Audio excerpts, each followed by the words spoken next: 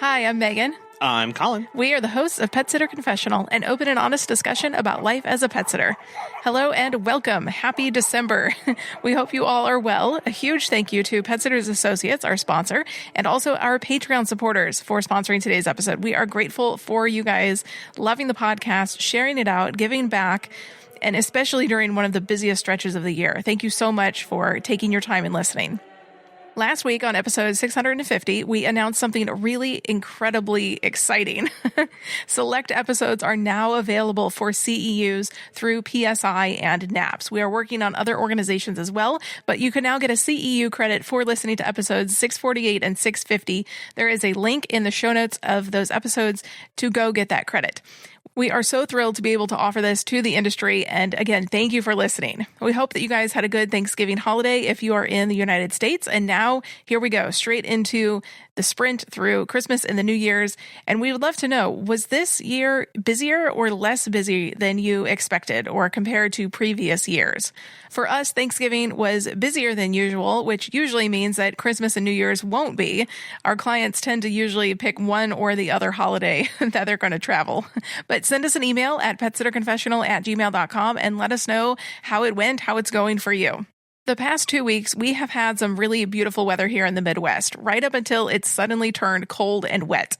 But before the cold hit, we got to hike a lot. Hiking as a family is how we reset and de-stress and really spend some quality time with our kids.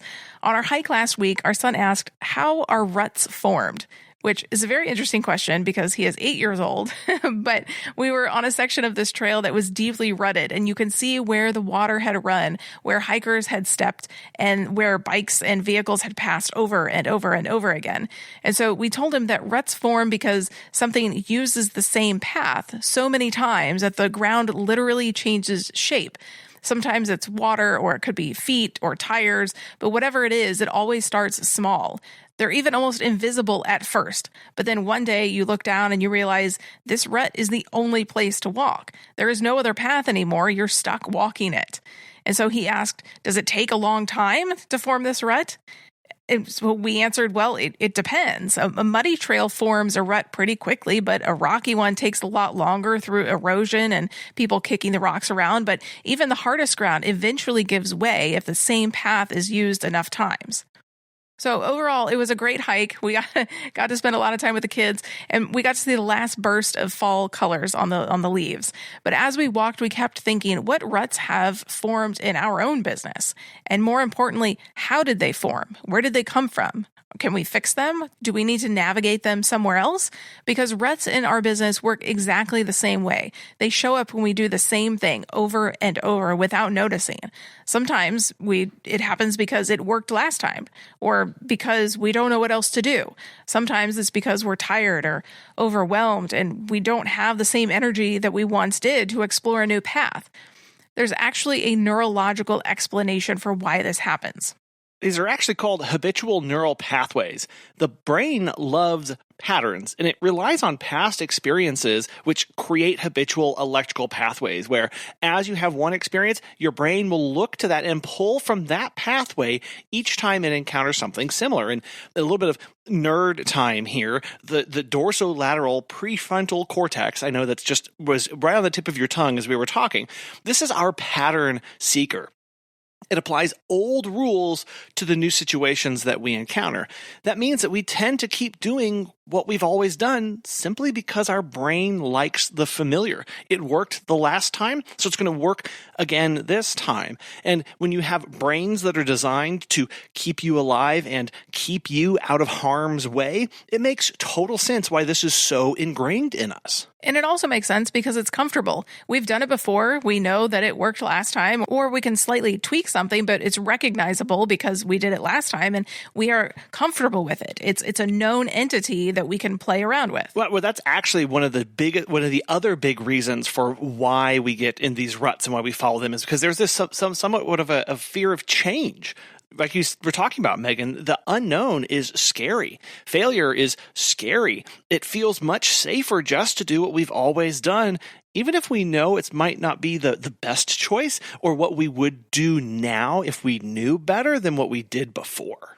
Ruts also form when we are under chronic stress. When we're under repeated pressure, we stop experimenting. We're burned out during the holidays, or in January, we just want to take a breath. We are not interested in doing a big marketing push or any other type of strenuous activity in our business. We kind of go into survival mode. We don't want to deal with the stress anymore. And because of that, there's this lack of stimulation. When we are burned out, we stop seeking new input. Nothing feels interesting enough to break the routine. We're not excited anymore. We kind of just want to go take a nap. Well, and that's what burnout does. Burnout just kind of creates a cloud and a fog around everything around you, and nothing feels new, nothing feels exciting, nothing feels stimulating to our senses to get us to think about or try or go in different directions. When there's just this overall malaise through our life, we don't get excited about anything. And that's one key factor of trying out new things or working things from a different angle is just experimentation, because there is newness somewhere in your life. And when we don't feel like there is, we have no desire to try something else. So we can feel this lack of purpose when we don't have long-term goals or even goals that we want to achieve. We don't have a reason to step out of the rut that we're in. It can feel like we're lost. We don't know where to go. We have no direction, no mission that we're trying to achieve. Just like those ruts on the trails where sometimes they feel like they're the only path forward, unless we have a reason to go off trail, we never will. Unless we have a reason to strike out on a different path or a unique place because we're going in a different heading, we're never going to try something new. And that's why the first of the year, it always feels exciting to kind of set some big, audacious, way far out there goals. Is part of that is just to get you motivated to try something different and do something different than you did the previous year. So with our businesses, we tend to form ruts in 3 specific areas: marketing, service, and admin. When thinking about marketing ruts, ask yourself, how did you get your most recent 10 clients? First of all, you should be tracking this, where contacts are coming from, how they are finding you, what they are wanting, so you can dive into all of the data. This is one of the biggest things that we've been tracking over the past 2 years, and it has been significantly helpful for many areas of our business. But with marketing, how did you get your most recent 10 clients? Was it the same way that you've always gotten clients? Has something shifted? Has it changed over the past 6 months or a year? For most of us, marketing is a big black box. We don't understand it. We don't know where clients are coming from. We don't know where to go find clients. So we default to whatever we've done before, whether it's more flyers or business cards or networking meetings or another boosted Facebook post or more Instagram reels or yard signs, maybe updating the website again, trying to make it more SEO friendly. There are so many, the list of marketing tactics is virtually endless. But until you're actually tracking it and knowing what's working, what's not, what the current trends are, client behavior and habits, and what you're seeing from their end, that is really what's going to be important. Well, and consistency is important here. We're not saying to always be changing up, going from one and just jumping and jumping and jumping and jumping. You do have to sit and be in a marketing channel for a while, 90 days, 12 weeks, whatever that is, at least, so that you can see some results. And you, as Megan said, you have to be tracking this. But the important thing here is that mindless consistency is dangerous. Just going through the motions of, why am I posting to Facebook on Monday? Because, I've always posted, and does it really help? Well, I don't know, but that's exactly how these ruts form in our business. Or even more dangerous, why am I doing this marketing shift, this marketing tactic? Oh, because another dog walker down the street or in a different city or in a different state is doing this, and I saw this thing and it looked really cool, so I want to try it as well. Now, we're not saying that you can't try it, but you shouldn't really be doing something that somebody else is doing just because they do it, because they have different clients, a different market, a different service area, probably offering different services at different price points and doing different promotions. Everything about their business is probably different than yours. So you should not just be copying them just because they did it. Well, and marketing constantly changes, especially as our businesses grow and adapt, and marketing and client needs change, and different avatars come and go through our business. But think of all the changes in marketing that have happened just in the past 6 months with AI completely reshaping how people search. The question is no longer, will you show up on Google? It's also, will you be recommended when someone asks their AI assistant for the best pet sitter near them? because that's actually happening. People are actually going to their AI assistants and asking these questions and having them rank and pull and find out specific information about the pet sitters and dog walkers around them.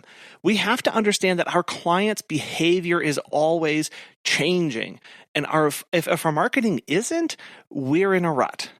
Something that's never in a rut is pet sitter insurance. As a pet sitter, you know how much trust goes into caring for someone's furry family member, but who's got your back? For over 25 years, Pet Sitters Associates has been helping pet care pros like you with affordable, flexible insurance coverage.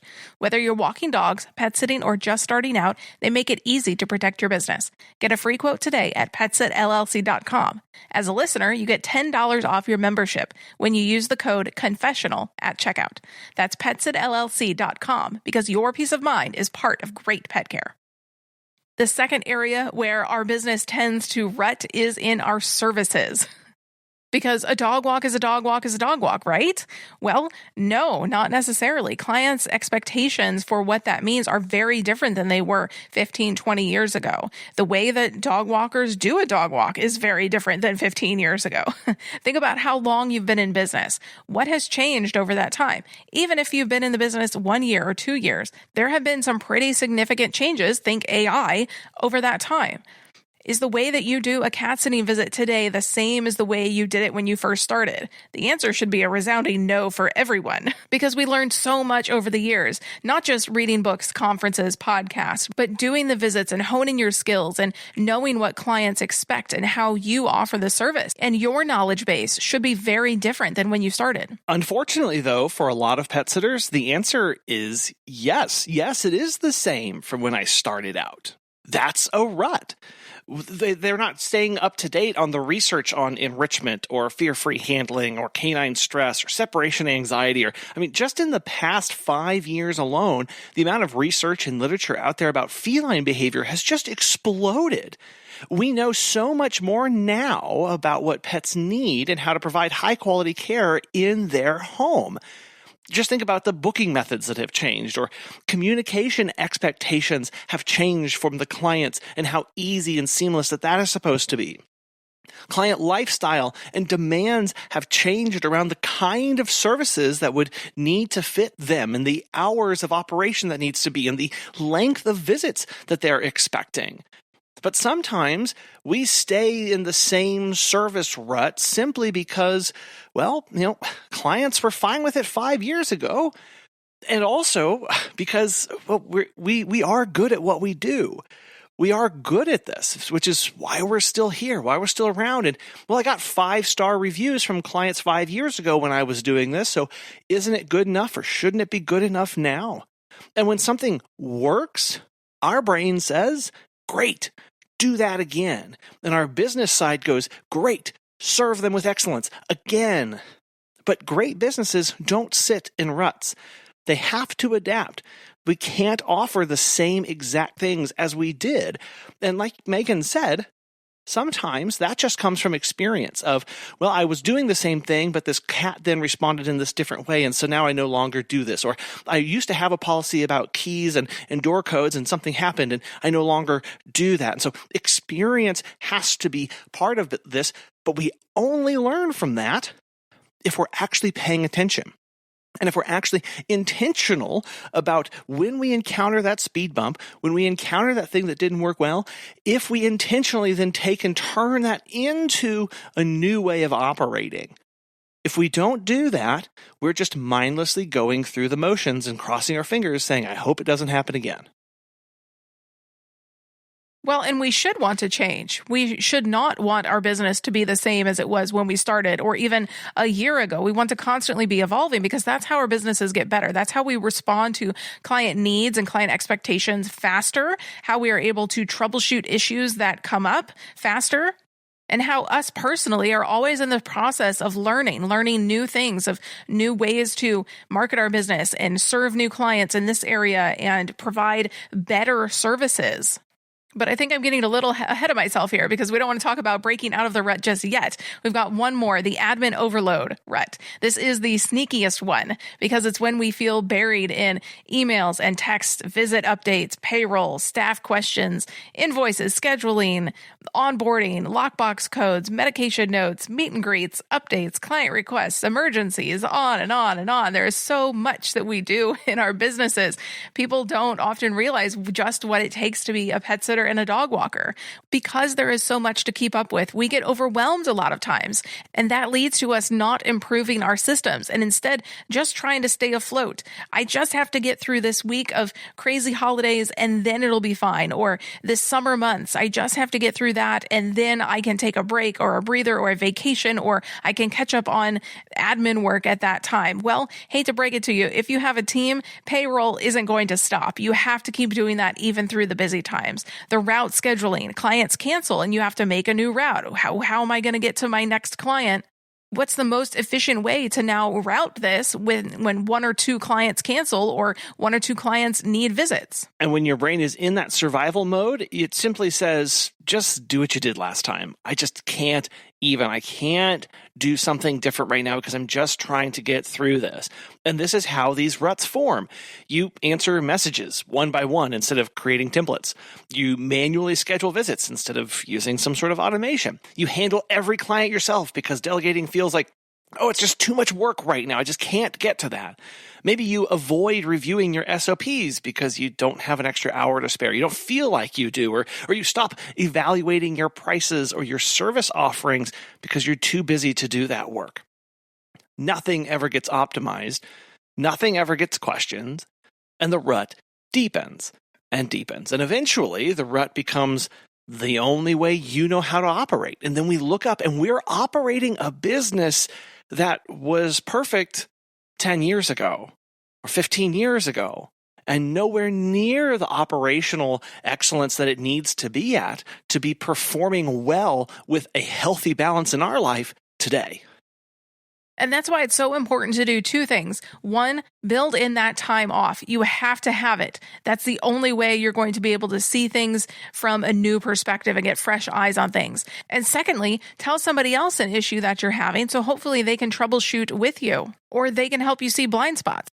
So this isn't all doom and gloom. There are things that you can do. And once you see the rut, you can begin to see the way out. You can start forging a new path. The first step to getting out of the rut is to notice the pattern. Again, once you are able to identify it, you can try to get out of it. Most ruts grow quietly. The first step is asking some honest questions about you and your business. Why am I still doing this the way I've always done it? Is it just comfortable? Is it because it's just always worked out? But then you have to ask yourself, is this method actually working? Is the return on investment the same as it was when you first started it, or is it starting to dwindle? Was it 80% before and now it's only 15%, but it's kind of still working and it's too much to change or too hard to change, so you'll just take the win at 15%? Also ask yourself, is there a better path and I'm just too tired or scared to try it or burned out? I'm not interested. It's not exciting to me. I just want to go with the flow and it'll just work itself out. Yeah, the question here really is, if I were to do this today, if I were to build this today, would I build it the same way I did before? Or because I know better, I've learned, I've experiences, I have all this stuff, will I build something different? If so, now is the time to change that and use that as motivation to get over your fears and move past it. The second step is to make sure that you are adding at least one new input. Like we talked about earlier, ruts deepen when our brain lacks stimulation. So just try one small experiment just this week. Maybe A/B test a new marketing message where normally you would create one image in Canva. Go ahead and create two and then post one in the morning and one in the afternoon and see what happens. See what kind of response rates you get. Just start learning something. Maybe you update one service to be more fear-free based or however you want to operate where you've always done certain things. Go back and look at the SOP and think, how could I make this better for the pet? Or try delegating one admin task to somebody on your team or to somebody who you hire, like a VA or maybe just a friend to get a little bit off of your plate. Try changing one thing about how you onboard new clients. Try changing up the script that you have. Add one new automation. And automations, they don't have to be these crazy, fancy 48,000 stepped processes. Here's a really simple automation. Create a sorting flag in your email inbox for certain subject keywords that then automatically put those and shuffle those into folders to start organizing your inbox as that goes on so that you can get a little bit of brain space back so that you're not having to sort things automatically. And you know, okay, I can go into this folder because this is my new client folder and all of my subjects have new client in them that come from my software. So I can go look in there 3 times a day to see what's in there as a way of starting to reduce that clutter in your life. And then rewrite one outdated SOP this week. One that you wrote because it was so good, but now you don't operate like that anymore. And the best way to do this is to get some input from your team if you have them. Or ask your clients, hey, does this still apply for how we're operating and how you're getting service? Just one new input will break the cycle and help you go on a different path. The last step to get out of your rut is to revisit your purpose. Again, your why. Your mission is going to guide your business through the easy times, obviously, but also through the hard times when you don't remember why you're doing this, when you've cleaned up diarrhea for the 15th time today, when a dog has gotten loose and you're trying to get it back, when a cat has scratched you, or when you have a client not being very nice to you, or you're trying to do admin tasks at 11 o'clock at night and you just can't even. When you remember why your business exists, you naturally start exploring better pathways. Are there things you could be doing to reduce the admin time you have at 11 o'clock at night? When you find that purpose again, it pulls you out of the ruts faster than willpower does, faster than just holding your eyes open with toothpicks because you're so tired. That's not really going to keep you going in the hard moments. So where are your ruts right now? Marketing? Services? Admin overload, mindset, stressed or burned out?